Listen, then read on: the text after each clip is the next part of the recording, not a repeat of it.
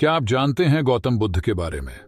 एक बात प्रसिद्ध थी कि वो कुछ लोगों को तो सीधे अपना शिष्य बना लेते थे और बौद्ध संघ में शामिल कर लेते थे, लेकिन कुछ लोगों को अपना शिष्य बनाने से पहले वो उन्हें कुछ दिनों के लिए शमशान घाट में जाकर रहने के लिए कहते थे और फिर उसके बाद ही संघ में शामिल करते हैं। तो आखिरकार वो ऐसा क्यों करते थे, इसे आप जानेंगे इस कहानी के माध्यम से।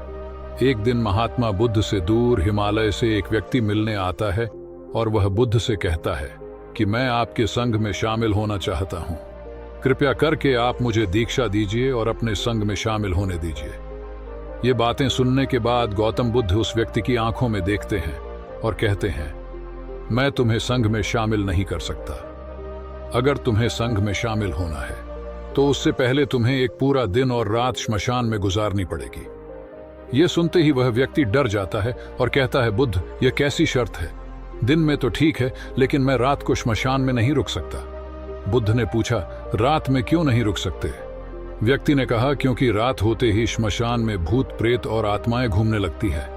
बुद्ध ने पूछा, क्या तुमने कभी किसी भूत प्रेत या आत्मा को अपनी आंखों से देखा है?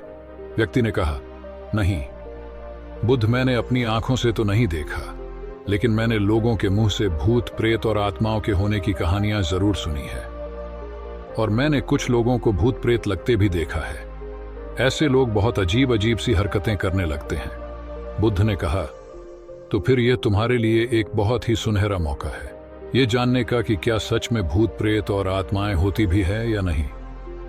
व्यक्ति ने कुछ देर तक सोचा, फिर कहा, ठीक है बुद्ध, अगर आपकी यही शर्त है तो एक पूरे दिन और एक पूरी रात के लिए मैं श्मशान में रुक जाऊंगा। इसके बाद वह व्यक्ति बुद्ध से आज्ञा लेकर अपने घर वापस चला जाता है। सुबह होते ही व्यक्ति फिर बुद्ध के पास आता है और शमशान जाने की आज्ञा मांगता है। बुद्ध ने कहा, ठीक है तुम श्मशान जा सकते हो, लेकिन एक बात का ध्यान रखना, पूरे दिन और रात में तुम जो कुछ भी वहां देखोगे या जो भी घटना तुम्हारे साथ वहां घटेगी वो सब कुछ तुम मुझे आकर बताओगे। उसने कहा, ठीक है मैं आपको बता दूंगा। इसके बाद वह व्यक्ति श्मशान के लिए निकल पड़ता है। उसके जाते ही बुद्ध अपने दो शिष्यों से कहते हैं, तुम दोनों उसके पीछे जाओ और उसका ध्यान रखना, लेकिन ध्यान रहे उसे यह बात पता नहीं लगनी चाहिए कि तुम दोनों उसके आसपास ही हो। वे दोनों शिष्य भी चुपचाप उस व्यक्ति के पीछे पीछे श्मशान की तरफ चले जाते हैं। एक पूरा दिन और रात शमशान में गुजारने के बाद अगली सुबह वह व्यक्ति गौतम बुद्ध के पास वापस आता है। बुद्ध ने पूछा, बताओ क्या देखा तुमने वहां? व्यक्ति ने कहा, बुद्ध, मेरे श्मशान में पहुंचने के कुछ देर बाद मैंने देखा कि वहां एक अर्थी आई। उसके पीछे एक बड़ी भीड़ थी। वह अर्थी एक बूढ़े व्यक्ति की थी। उस बूढ़े व्यक्ति के चारों बेटों ने अर्थी को कंधा दे रखा था। चारों बहुत दुखी दिखाई पड़ रहे थे। वहीं अर्थी के पीछे चलने वाले कुछ लोग बातें कर रहे थे कि अच्छा इंसान था बेचारा, लेकिन अब नहीं रहा। वहीं कुछ लोग यह भी कह रहे थे कि अच्छा हुआ इसके साथ बेचारा बूढ़ा बिना किसी ज्यादा दर्द और पीड़ा के इस दुनिया से चला गया। इसी तरह और भी लोग उसके बारे में तरह तरह की बातें कर रहे थे। फिर उस बूढ़े को चिता पर लिटाया गया और उसके बड़े बेटे ने उस चिता को अग्नि दी। फिर सभी लोग वहीं पास के ही तालाब से नहाकर वहां से चले गए। उसके बाद मैं काफी देर तक वहीं बैठा हुआ उस जलती हुई चिता को देखता रहा। फिर जब दोपहर हुई तो वहां एक और अर्थी आई जो कि एक जवान औरत की थी। उस औरत का पति उस अर्थी के आगे चल रहा था। वह बहुत दुखी था। उसकी आंखों से आंसू बह रहे थे। अर्थी के पीछे चलने वाले कुछ लोग कह रहे थे कि बहुत गलत हुआ, इस लड़के के साथ इतनी सी उम्र में ही इसकी पत्नी ने इसका साथ छोड़ दिया। अभी तो बेचारे की पूरी जिंदगी पड़ी है। 2 छोटे बच्चे हैं, वह अकेले कैसे उनकी परवरिश करेगा? भगवान ने बहुत गलत किया। इसके अलावा वहां कुछ महान ज्ञानी व्यक्ति भी थे जो उस मृत स्त्री के पति को समझा रहे थे कि रो मत, क्योंकि आज नहीं तो कल उसे यहाँ आना ही था। किसी को पहले ही तो किसी को बाद में, लेकिन एक दिन सबको यहाँ आना है। कोई मृत्यु से बच नहीं सकता, सब कुछ यहीं रह जाता है। इसलिए हमें क्रोध, चिंता, लालच और बुरे कर्मों से बचना चाहिए। और इसी तरह की और भी ज्ञान की बातें वो सभी ज्ञानी व्यक्ति आपस में करते रहे थे। फिर उस स्त्री के पति ने उसकी चिता को अग्नि दी और जोर जोर से रोने लगा। उसे रोता देख कुछ लोग उसे सांत्वना देने आ गए। फिर उन सभी लोगों ने भी पास के ही तालाब से स्नान किया और वहां से चले गए। मैं इस बार भी बैठा हुआ उस स्त्री की चिता को जलते देखता रहा। जब शाम होने को थी तो वहां 2 अर्थियां और आई एक अर्थी महंगे फूल मालाओं से सुसज्जित। उसके पीछे जो लोग थे वो बड़े खानदान से लग रहे थे और उसके पीछे लंबी भीड़ भी थी। देखने से ही लग रहा था कि यह किसी अमीर व्यक्ति की अर्थी है। दूसरी अर्थी बहुत ही साधारण सी थी और उसके पीछे बहुत ही कम लोग थे। वह जरूर ही किसी बहुत गरीब व्यक्ति की अर्थी रही होगी। अमीर व्यक्ति की चिता को चंदन की लकड़ी से तैयार किया गया था, जबकि गरीब व्यक्ति की चिता को साधारण लकड़ी से। अमीर व्यक्ति की चिता को पहले अग्नि दी गई, फिर गरीब व्यक्ति की चिता को। बुद्ध ने पूछा, क्या तुम्हें उनकी चिताओं में कोई अंतर दिखा? व्यक्ति ने कहा, नहीं, मुझे तो कोई अंतर नहीं दिखा। दोनों के शरीर एक समान ही जले और अंत में राख हो गए। बुद्ध ने पूछा, फिर क्या हुआ? व्यक्ति ने कहा, उसके बाद रात हो गई और वहां कोई नहीं आया। बुद्ध ने फिर पूछा, क्या तुम्हें वहां रात में भूत प्रेत और आत्माएं दिखी? व्यक्ति ने कहा, नहीं, मुझे वहां कुछ भी नहीं दिखा, लेकिन मैं वहां पूरी रात खुद से ही डरता रहा। कभी हवा की सरसराहट से, तो कभी जानवरों की आवाज से, और फिर सुबह हो गई और मैं आपके पास आ गया। बुद्ध ने कहा, बहुत बढ़िया किया, लेकिन मैं तुम्हें संघ में शामिल नहीं कर सकता। व्यक्ति ने कहा, लेकिन क्यों? बुद्ध ने कहा, क्योंकि तुम अभी उसके लिए तैयार नहीं। संघ में शामिल होने के लिए तुम्हें एक बार और एक पूरा दिन और रात श्मशान में गुजारनी पड़ेगी। व्यक्ति ने बुद्ध को मनाने की बहुत कोशिश की, लेकिन बुद्ध नहीं माने तो उसने दोबारा श्मशान में जाना स्वीकार कर लिया। अगली सुबह बुद्ध से आज्ञा लेकर वह फिर श्मशान की ओर निकल पड़ा। बुद्ध ने इस बार फिर उस व्यक्ति की सुरक्षा के लिए उसके पीछे अपने 2 शिष्य फिर भेज दिए। एक पूरा दिन और एक पूरी रात श्मशान में गुजारने के बाद वो फिर बुद्ध के पास आया। बुद्ध ने फिर वही प्रश्न किया, बताओ क्या देखा तुमने वहां? व्यक्ति ने कहा, बुद्ध, कल मेरे सामने 8 लोगों की चिताओं को अग्नि दी गई और उन सब के साथ भी वही घटनाएं हुई जो मैंने पिछली बार आपको बताई थी, कि बहुत से लोग रो रहे थे, कुछ उन्हें सांत्वना दे रहे थे और कुछ ज्ञानी व्यक्ति तरह तरह की बातें कर रहे थे।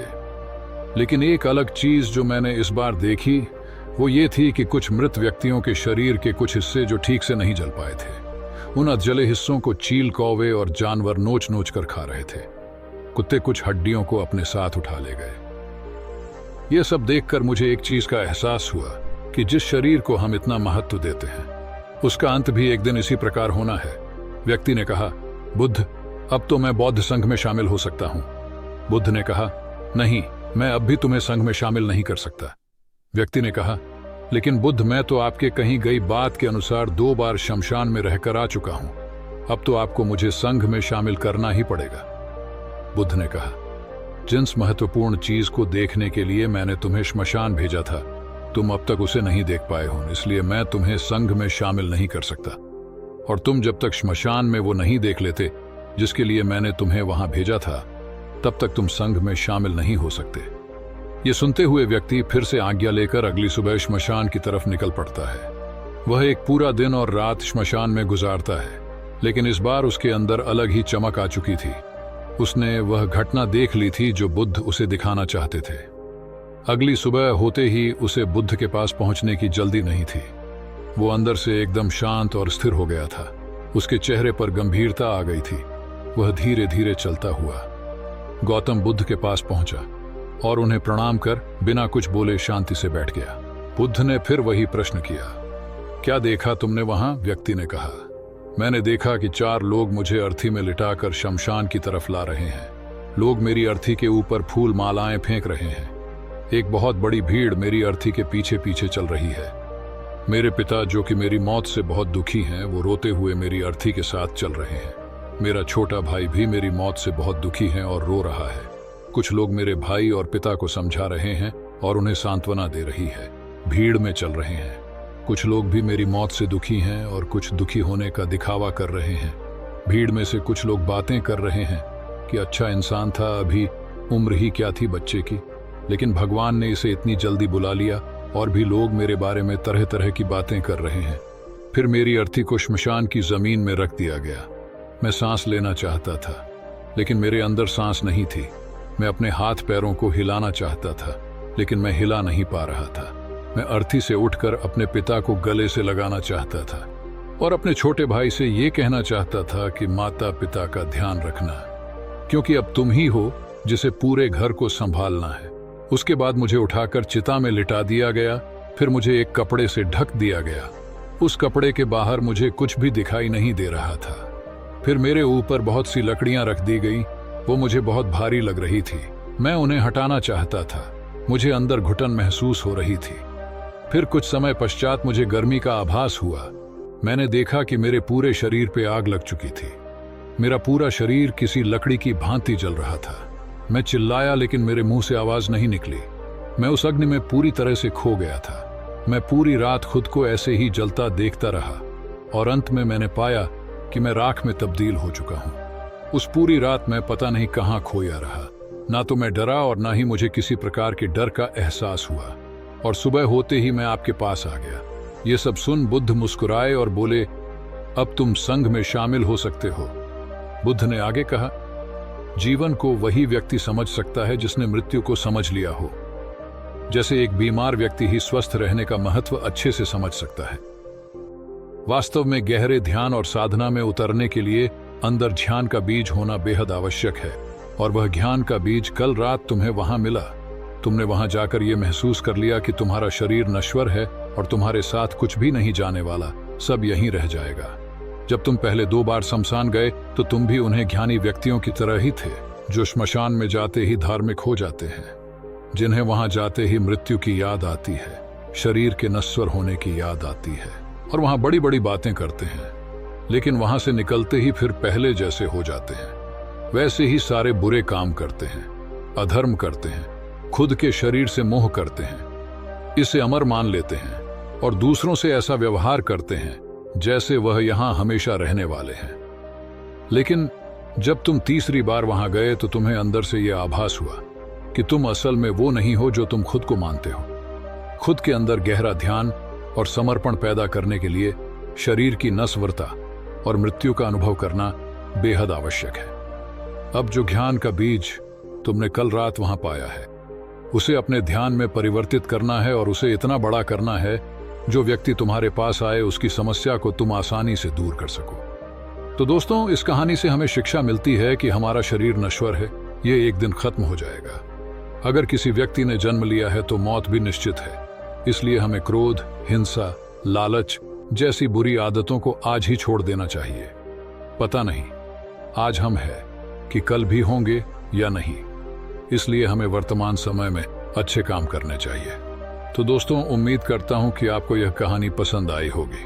पसंद आई हो तो कमेंट बॉक्स में नमो बुद्धाय लिखकर चैनल को जरूर सब्सक्राइब कर लें। धन्यवाद।